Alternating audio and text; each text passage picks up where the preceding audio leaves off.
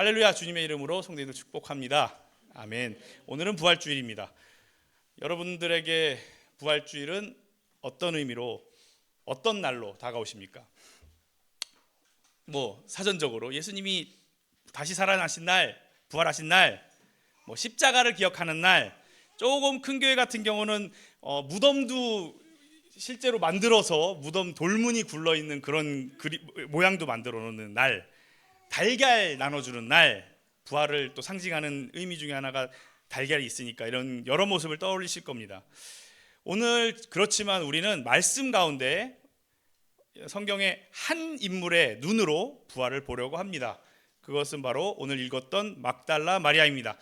먼저 이 막달라 마리아에 대한 오해가 하나 있는데 그 오해부터 풀고 오늘 말씀을 나누고자 합니다. 많은 사람들이 요즘엔 좀 아닐 수도 있는데 많은 사람들이 막달라 마리아를 창녀였던 사람으로 오해하는 경우가 아직도 좀 있는 것 같아요. 그래서 먼저 설명을 드리면 성경에는 막달라 마리아가 창녀라는 기록이 없습니다.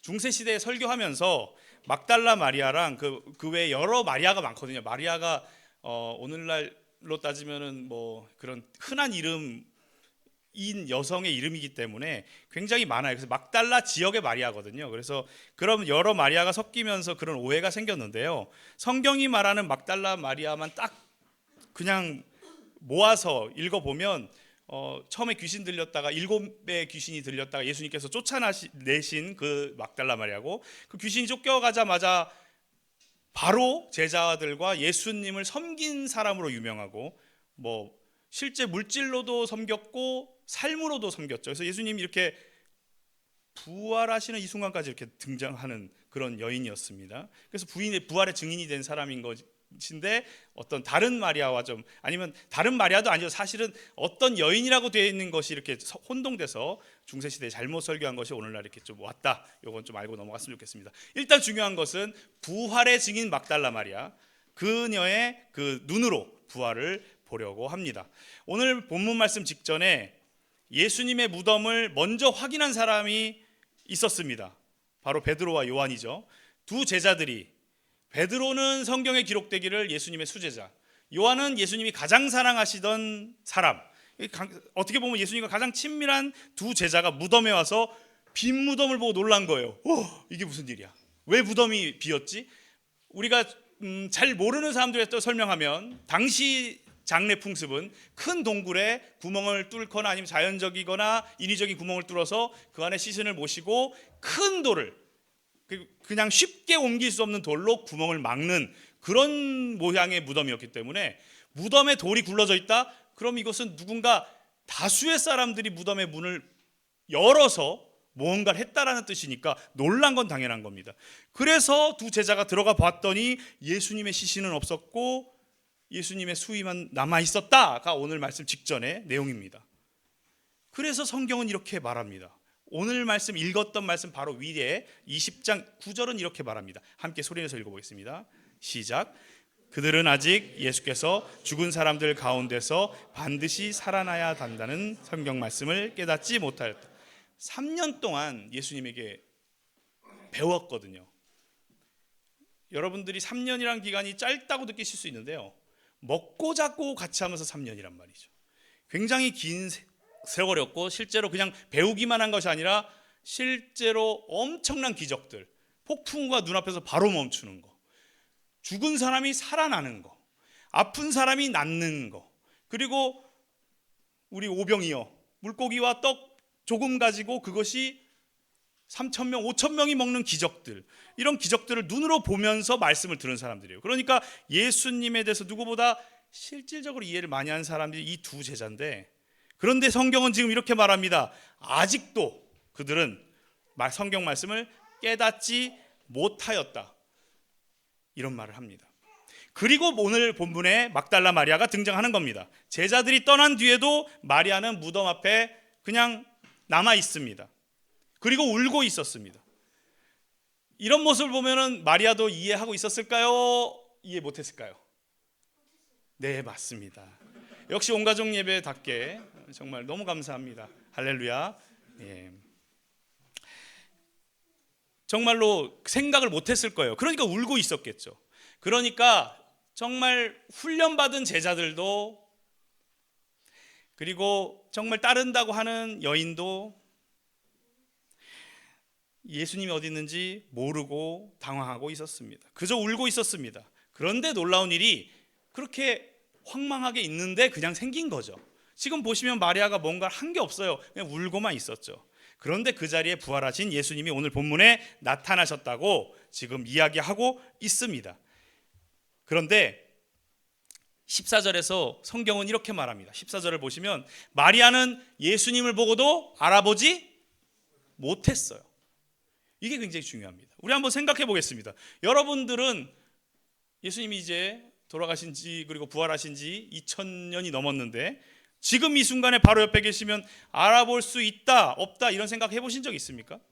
가끔 한동안 이런 것이 유행돼 가지고 오늘날 예수님이 이때 이 세상에 지금 다시 오신다면 사람들이 알아볼 거야 못 알아볼 거야 이런 얘기를 한 시절이 조금 한 20-30년 전에 지나간 적이 있는데 요즘엔 모르겠어요. 한번 생각해 보신 적 있나요? 마리아가 똑같은 상황이었던 거예요. 예수님이 바로 앞에 계셨는데 알아보지 못했습니다. 여기서 우리가 또 하나 질문을 받아봐야 되죠. 왜 마리아는 예수님을 못 알아봤을까요? 이 얘기를 해결하지 않으면 오늘날 예수님이 다시 나타나셔도 우리는 못 알아보는 거예요. 똑같이. 한번 생각해 볼 필요가 있습니다. 왜 못 알아봤을까요? 슬픔 때문이었을까요? 절망 때문이었을까요? 예수님이 죽으셨다는 생각 때문에 마음이 다쳐서 그럴까요? 또 어떤 성경학자는 예수님께서 그 원래의 그 모습을 벗어서서 본 모습으로 가셨기 때문에 못 알아봤다고 하는 학자도 있어요. 그건 학자 이야기고요. 그냥 성경만 봤을 때요. 그런 얘기 없으니까. 정확히 알 수 없습니다. 다들 가설일 뿐이고 의견일 뿐이고 이견일 뿐이죠. 그런데 분명한 것은 하나입니다. 제자들은 몰랐다, 사실이죠. 그리고 마리아도 몰랐습니다. 사실입니다. 그럼 우리도 모를 거예요. 어떻게 하면 알아볼까? 이거 없습니다. 중요한 건 몰랐다라는 사실을 인정하고 넘어가자는 거예요. 우리는 모른다라는 사실을 인정하고 넘어가자는 거예요. 그리고 그 다음 내용을 좀 보시기를 축복합니다. 예수님이 어떻게 지금 마리아를 대하시는지 잘 보시면 13절을 보시면 너 나도 못 알아봐? 라고 책망하시는 것 같나요? 아니면 따뜻한 느낌이 느껴지십니까? 여자여 왜 울고 있느냐? 누구를 찾느냐? 너 나도 못 알아봤어.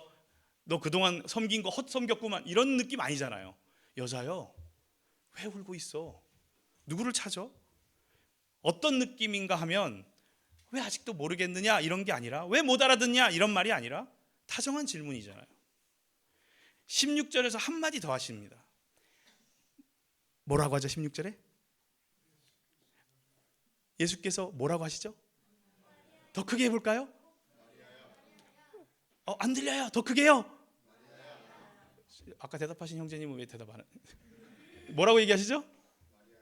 마리아야 이름을 부르십니다.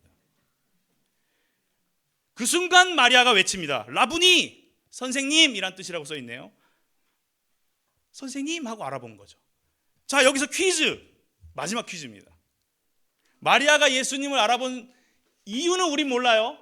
그런데 예수님을 알아본 순간은 구분이 되시죠? 예수님이 나타나셔서 못 알아봤어요.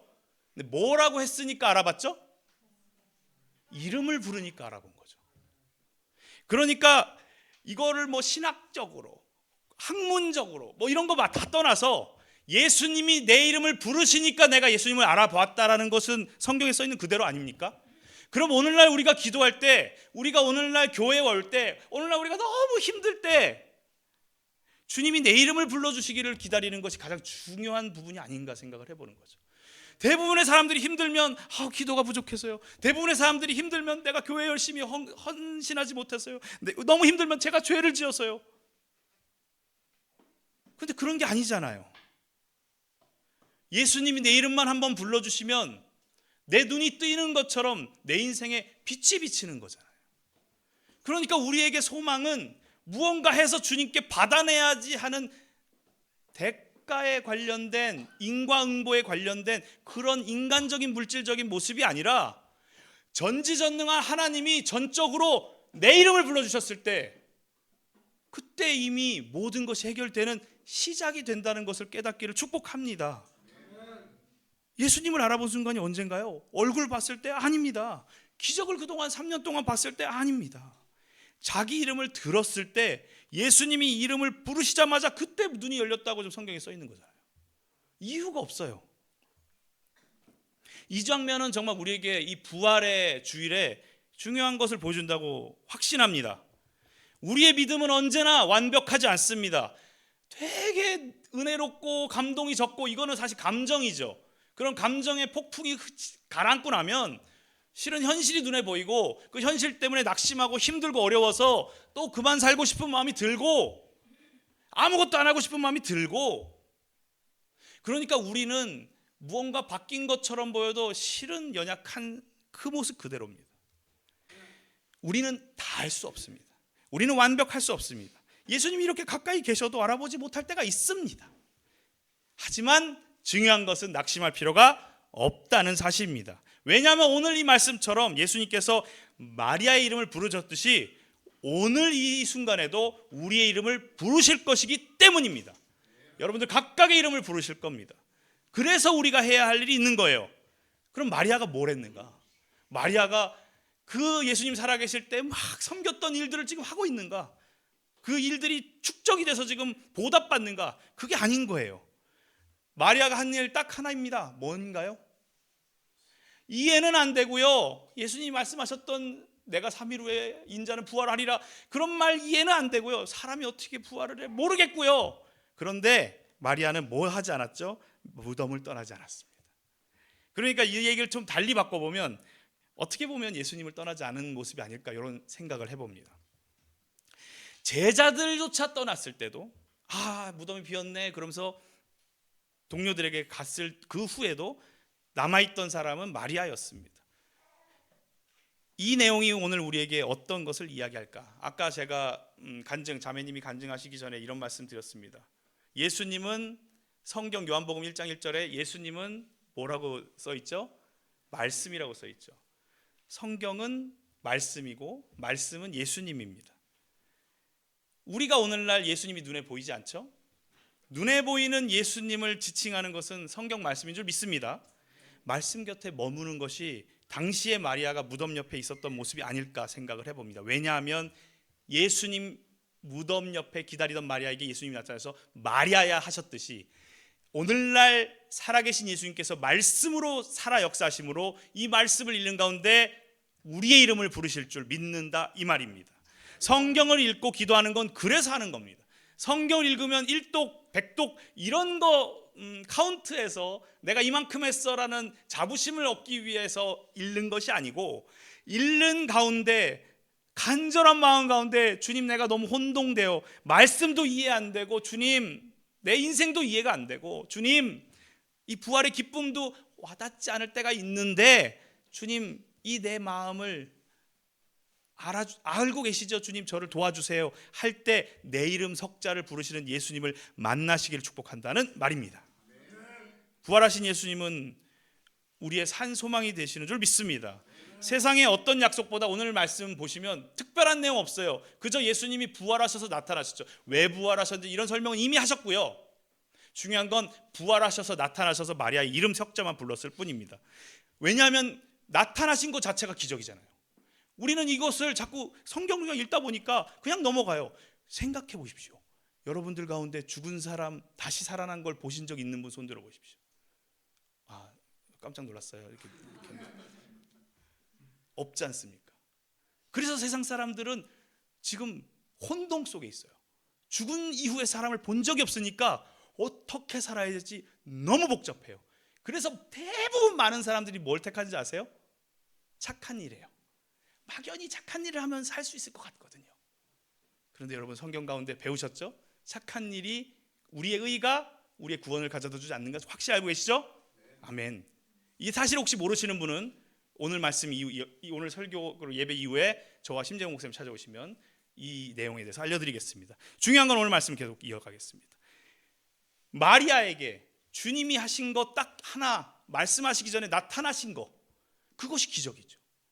죽은 존재가 다시 살아나는 걸 보이신 그거 자체가 우리도 예수님 믿으면 저렇게 되겠구나라는 실제 증거가 되는 거잖아요. 그래서 예수님도 마리아에게 전하십니다. 17절에 마리아에게 말씀하시는 거죠. 가서 내 형제들에게 전하여라. 여기서 이제 내 형제는 형제자매가 아니고 같이 지냈던 사람들을 지칭하는 말, 제자들이죠. 제자들에게 가서 전해라 라고 했어요. 오늘날 전도도 마찬가지입니다. 교회 데려오고 교회 우리 교회 좋고 예쁘고 이런 거 막 설명할까 봐 고민하시고 힘들고, 갑자기 그 전날 뭐 교회에서 뭔가 안 좋은 일이 있었으면 이번 주에는 데려올 타이밍이 아닌가 보다, 이런 생각들이 있는데요. 다 가라앉히시고, 전도는 교회 데려오는 것이 아니고, 보시면 가서 내 형제들에게 전하여라. 네가 본 그대로를. 뭘 보았습니까? 예수님이 부활하셨고, 그러므로 우리는, 예수님 믿는 자들은 예수님처럼 부활할 거다. 이것만 전하는 게 전도인 줄 믿습니다. 여기 지금 마리아야, 나 살아났다, 믿어봐, 나 한번 만져봐, 이렇게 오늘 말씀하시지 않았어요. 그리고 단지 당신, 내가 본, 마리아 내가 본 나를, 그러니까 주님을 전해라 라고 하셨습니다. 오늘 부활주일에 먼저 우리의 믿음을 돌아봅시다 말씀을 드릴 거예요. 믿음을 돌아봅시다. 근데 이 믿음을 돌아보는 게 내가 얼마나 했나, 내가 얼마나 드렸나, 바쳤나, 헌신했나, 이거 믿음을 들여다보지 마시고, 내가 진짜 부활하신 예수님을 믿나? 나도 그럼 부활할 거라는 것을 믿나? 그 자체를 돌아보기를 축복합니다. 혹시 교회 오래 다니셨어도 그게 안 믿어지시면 괜찮습니다. 오늘 마리아처럼 뭐 하면 됩니까? 예수님 곁에 붙어 있으면 돼요. 그럼 반드시 살아계신 예수님께서, 각자 이름 불러 쓰세요. 저는 제 이름이니까 석진아라고 부르실 줄 믿습니다. 아직 이해가 되지 않는다면 마리아처럼 주님 곁에 머물러 있는 저와 여러분에게 축복합니다. 낙심될 때건 힘들 때건 믿음이 약해졌을 때건 믿음을 회복하는 것은, 그게 회복하는 거죠. 말씀을 읽고 기도한다는 것이 기본인 것 같은데 그 기본이 정답입니다. 주님을 찾는 것이기 때문에 그렇습니다. 그러면 부활하신 주님께서 마리아를 부르셨던 것처럼 우리의 이름을 불러주실 줄 믿습니다. 그 음성을 듣는 저와 여러분이 되기를 축복합니다. 기도하겠습니다.